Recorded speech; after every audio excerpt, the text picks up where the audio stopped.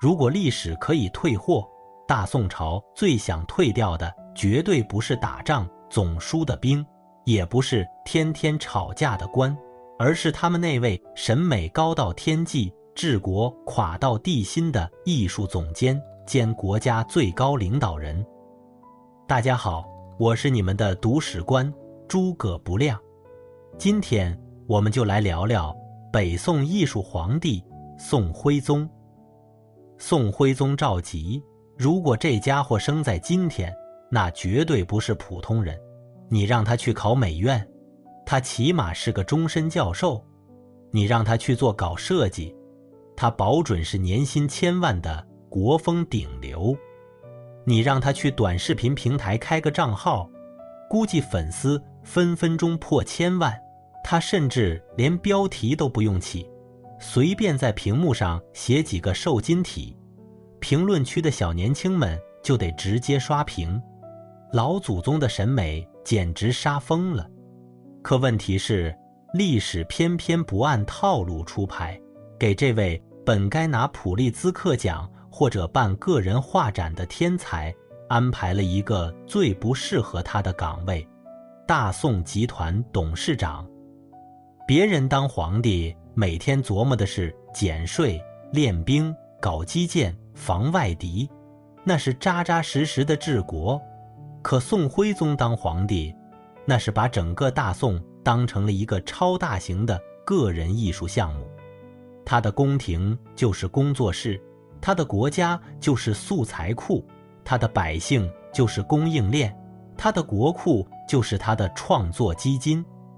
最后这个项目做得怎么样呢？咱们有一说一，他的个人审美确实直接封神，留给后世的都是无价之宝，但代价是这个国家被他搞到直接报废。这就形成了一个中国历史上最荒诞的反差，他的艺术成就越高，他的政治灾难就越刺眼。他创立了瘦金体，画得一手好花鸟，把皇家画院整得有模有样，直到今天还在被各种美学大师研究。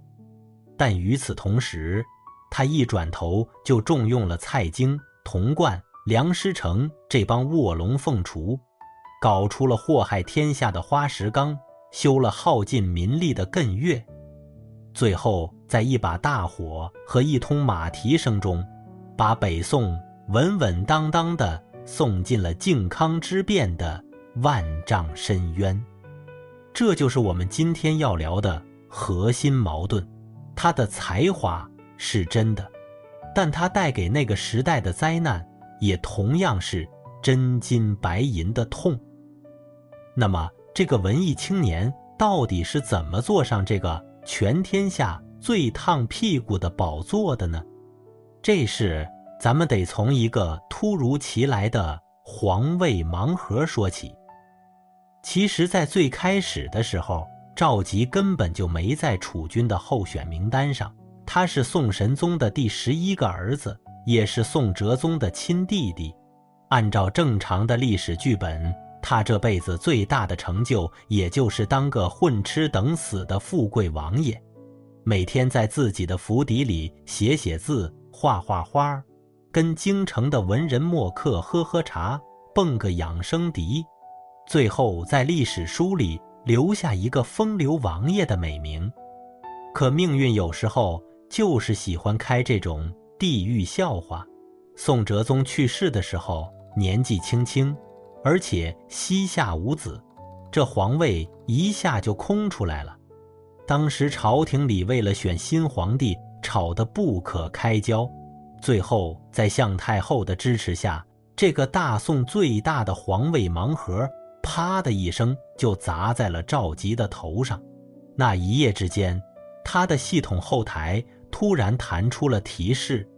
恭喜玩家赵佶，您已成功解锁大宋帝国最高权限，正式升级为大宋皇帝。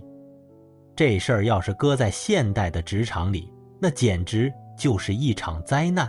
这就好比一家世界500强的跨国大公司，董事长突然因病离职了，董事会的大佬们坐在一起开会，大家看来看去，突然发现旁边有个小伙子会用软件画图，会写一手漂亮的书法，肩上文玩的气质拿捏得死死的，长得还挺精神。董事会一拍大腿，行了，就他吧。然后这家公司的财务报表、法务合规、战略投资、风控体系全塞给这个设计部的小年轻了。你说这公司接下来的股票能不刺激吗？赵佶即位初期还假模假样的给自己弄了个年号，叫建中靖国。这4个字听起来非常正气，像是要继承祖宗遗志，中正治国，安定天下。而且因为他刚上台，政治根基不稳，向太后还得坐在帘子后面帮他拖着1年的底。但当时的北宋底子上早就已经是千疮百孔了。王安石变法留下的党争把朝堂撕得粉碎，官僚机构臃肿得像个大胖子，军队数量多却根本不能打。还有旁边生龙活虎的辽国和西夏天天在边境搞事情，这根本就不是一个可以让你端着咖啡搞搞文艺慢生活的时代。可赵佶完全没有这种危机感。他登基的那一刻，大宋的臣民们并没有意识到自己迎来了历史上的顶级昏君，大家反而觉得这个年轻、聪明、有品位的皇帝挺不错。问题在于，历史最坏的剧本往往不是一开始就写着我要亡国，而是写着4个字：我有想法。有了想法的艺术家皇帝，很快就把自己的办公室变成了全天下档次最高的艺术直播间。我们得承认，在艺术这块他是个真大师，绝对不是那种靠职务头衔混进美协的业余爱好者。咱们先说他的瘦金体，这种字在书法史上简直就是个异类。别的书法家讲究的是厚重、圆润、藏锋，可赵佶的字偏不，他的字笔道瘦细，却极其俏硬，挺进犀利，带着一种兰花和竹子般的舒展风神。如果用大白话来形容，瘦金体给人的感觉就像是一个穿着高级定制西装的顶级刺客在练剑，线条虽然极细，但每一笔都透着锋利，姿态虽然优雅，但骨子里绝不妥协。你看他的字像风中的竹叶，像拉紧的铁线，放到今天，那妥妥就是高级感的天花板。除了写字，他还在宫里开办了翰林图画院，也就是大宋国家级艺术学院。他自己亲自当校长、当教授、当评卷老师。据说现存和徽宗相关的传世画作就有20多件，像故宫里藏着的听琴图、芙蓉锦鸡图，那画面精致的连鸟羽毛上的反光都能看出来。这位赵校长考试招学生的方法也特别有意思，他不考你基本功扎不扎实，他专门考你的核心大局观和艺术意境。有一次考试题目叫踏花归去马蹄香，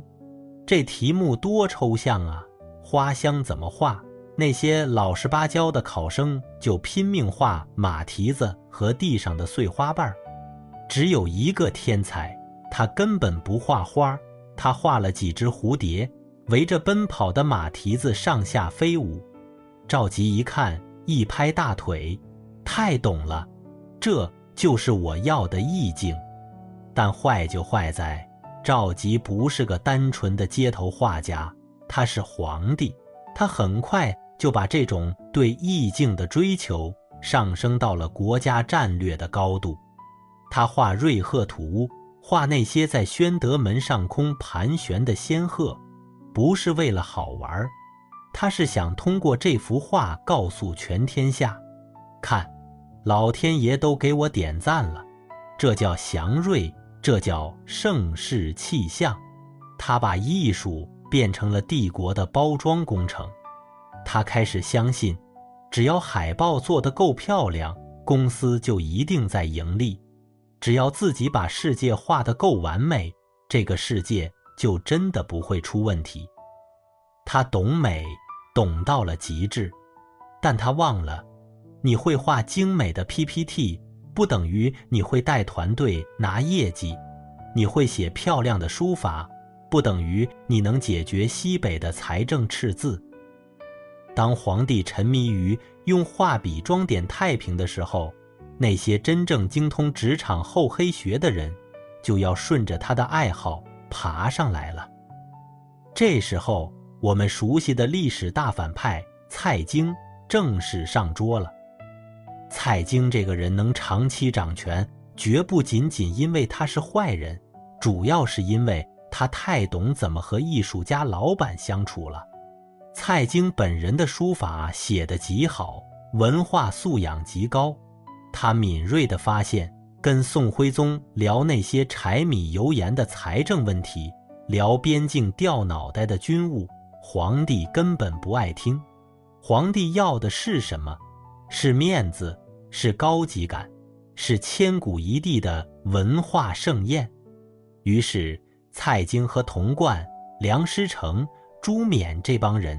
组成了一个极其恐怖的搞钱和花钱执行团队。宋徽宗在最上面负责提出梦想，朕要大宋变成全天下最雅致、最高贵的帝国。蔡京在下面负责包装政策。陛下，这不叫铺张浪费，这叫文化复兴，这叫展现大国自信。童贯拍着胸脯说，陛下放心，外边交给我，我能打。梁师成在内廷打通所有流程，而朱冕则在江南当起了采购总监。这要是放在现代企业里，就是一个典型的灾难组合。老板突然一拍脑袋，我们要打造一个全球第一的沉浸式艺术总部，下面那些会做实事、会讲风控的专业经理人全被边缘化了，反而是这帮擅长搞包装、搞采购、做外包的马屁精掌握了核心权力。蔡京借着宣扬神宗新法的名义，把朝堂上的反对派全打成奸党，自己把持朝政，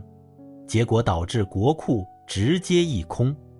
这些所谓的权臣，他们所有的权力都来自于满足皇帝的欲望，而皇帝的欲望一旦被官僚系统层层放大，落到最底层的老百姓头上，那就变成了连骨髓都要被榨干的盘剥链条。一个昏君最可怕的地方，往往不是他每天在朝堂上拍桌子叫嚣着我要当暴君，而是他坐在一张价值连城的艺术书桌前，轻飘飘地对下面的人说了一句，朕看这个东西倒是挺不错的。就是因为皇帝这句轻飘飘的不错，整个大宋开始迎来了一场史诗级的装修翻车现场。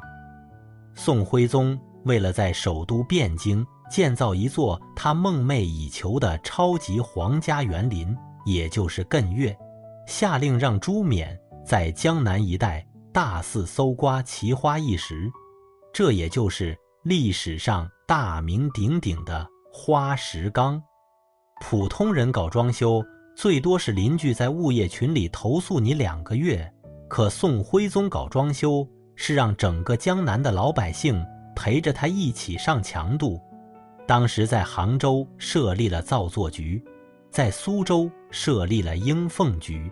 所谓的鹰凤，名字听着特别文雅，实际就是皇帝喜好外包办公室，只要老百姓家里有块石头长得奇特，或者院子里有棵树长得好看，只要被那些当官的看中了，上去就是一记黄纸贴上，恭喜你，你家的石头被皇家审美选中了。接下来就是老百姓的噩梦，为了把这些巨大的太湖石运到东京汴梁，官府强行征调了无数的民役和大船。当时为了运送一块巨大的奇石，上千个纤夫在前面拉着，遇到桥不够高怎么办？不准绕路，直接把桥拆了。遇到城门不够宽怎么办？砸了，把城墙凿开。遇到河道不好走怎么办？改道，把老百姓灌溉的农田给淹了。老百姓在路上看着那浩浩荡荡的运石船队，一边哭一边骂，这哪里是运石头，这分明是运我们的祖宗啊！应奉局这套体系最可怕的地方在于，它有圣旨当挡箭牌，它不怕浪费，因为是为了皇帝的审美服务；它不怕扰民，因为这是在给盛世添砖加瓦；它更不怕腐败，因为石头从江南到汴京，中间经过无数双手，每一层官吏都能借机从老百姓身上刮下几层油来。最后艮岳确实修好了，山峦叠翠，珍禽异兽在里面跑，神仙雾气在里面绕。从艺术角度看，它绝对是世界级的文化遗产。但这幅美丽的画卷下面全是一行行带血的账单。一个国家最荒唐的时候，就是皇帝把百姓的苦难做成了他自己的审美景观。你在宫里看见的是山水风情，老百姓在路上看见的是家破人亡。你在艮岳里听见的是风雅颂，地方上听见的全部是哭喊声。既然老百姓在地上连最基本的生存挑战都快玩不下去了，那接下来的剧本大家闭着眼睛都能猜到了。北宋宣和年间，被花石纲折腾得家破人亡的东南百姓终于忍无可忍，方腊在浙江一带振臂一呼，起义直接爆发。老百姓造反真不是因为早上起来觉得闲着没事儿去跟官军拼个命，那是真的活不下去了。当宋徽宗还在宫里跟一帮道士切磋长生不老的美学时，外面的世界已经开始掀桌子了。虽然朝廷最后调集了大军，费了9牛2虎之力把方腊起义给镇压了下去，但北宋王朝最后的精锐部队和财政老本也在这场内耗里折腾得七七八八了。可我们的艺术生皇帝还没从内乱的惊吓中缓过神来，他又在国际外交上给自己点了一杯特大号的毒药，联金灭辽。当时北方的女真族，也就是金国突然崛起，把北宋几百年的老对手辽国打得满地找牙。宋徽宗和他的智囊团一商量，觉得机会来了。咱们大宋不是一直想要收复祖宗丢掉的燕云16州吗？咱们现在跟金国签个海上之盟，南北夹击，把辽国给分尸了，这不就是千秋功业吗？这战略听起来热血沸腾，可现实中的北宋军队早就被腐败和内乱给掏空了。结果一上战场，北宋的军队去打那个已经被金国打得剩下一口气的辽国，居然被辽国的残兵败将给揍得落花流水。最后还是金国的大军一路推过去，顺手把辽国给灭了。这下可好，辽国是没了，但金国在旁边冷眼旁观，把北宋的虚实看了个清清楚楚。这就像在社会上混，你嫌隔壁的老王天天找你借醋吃太烦，于是你花钱找了一个身高2米，手里拎着开山刀的职业悍匪，把老王给乱棍打跑了。悍匪打完之后，转过头看了一眼身高1.6米，浑身挂满金链子，连路都走不稳的你，然后再看了看你家那扇连锁都锁不上的防盗门，悍匪微微一笑，问了你一句：兄弟，你家这客厅挺宽敞，借我坐坐呗。这悍匪可不是来坐坐的，他是直接带着打包行李和推土机，把大宋的艺术展给彻底闭馆了。靖康元年，金国的大军如同下山猛虎一般，一路毫无阻挡地冲到了汴京城下。这时候，我们那位平时在诏书上盖章盖得最起劲，写字写得最锋利的宋徽宗赵佶，终于展现出了他逃避现实的最高天赋。眼看敌人兵临城下，大题做不出来了，他连夜宣布退休，把皇位啪的一声甩给了自己的儿子宋钦宗赵桓。这个动作在历史书上叫高风亮节的禅让，在现代职场里，这就是最无耻的甩锅。平时公司盈利、发福利、剪彩的时候，你在台上风光无限，现在公司马上要破产，债主提着刀堵在公司大门口了，你突然拉着实习生儿子的手说：年轻人要多锻炼，以后这家公司的法人就是你了，好好干。可金国人根本不吃你这一套。靖康2年，汴京城破，金兵入城，北宋正式宣告灭亡。那些曾经在艮岳里飞舞的仙鹤，那些用无数民脂民膏运来的太湖石，那些精美绝伦的书画珍玩，在金国人的铁蹄和弯刀面前，连个屁都算不上。金兵把大宋宫廷里所有的财富、宫女、妃子，连同宋徽宗和宋钦宗这对父子皇帝，全部像战利品一样打包带走，